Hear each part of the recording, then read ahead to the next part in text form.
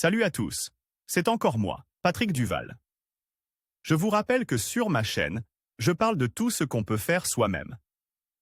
Abonnez-vous si vous aimez bricoler, il y aura plein de choses intéressantes. Et maintenant, passons directement au sujet de cette vidéo. Un fer à souder électrique classique a une petite surface de contact avec la spirale. Par conséquent, une grande partie de la chaleur passe à cause de l'échauffement du corps.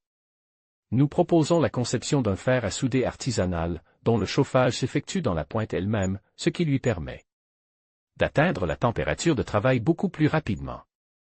Une tige de laiton de 8 mm, processus de fabrication du fer à souder.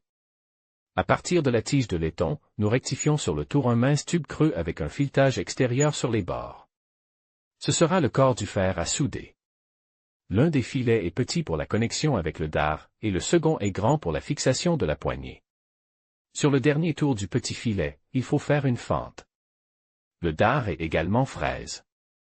Avant son extrémité pointue, il faut laisser 2 à 3 cm de barre, la percer et couper le filetage intérieur pour visser le corps. Ensuite, il faut couper 10 à 20 mm de fil de cuivre épais et le placer dans un manchon résistant à la chaleur. C'est cette partie qui servira à enrouler le fil, elle doit s'insérer complètement dans la cavité du dard.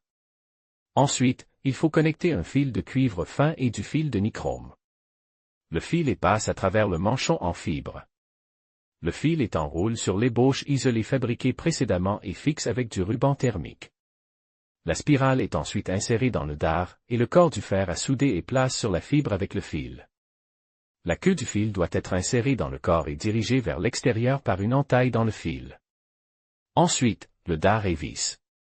Il serre le fil et le reste peut être coupe à ras.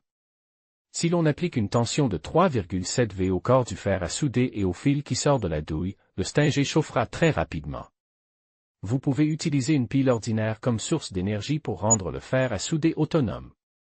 Il ne reste plus qu'à lui fabriquer une poignée. Vous pouvez même le rendre creux et placer la pile à l'intérieur.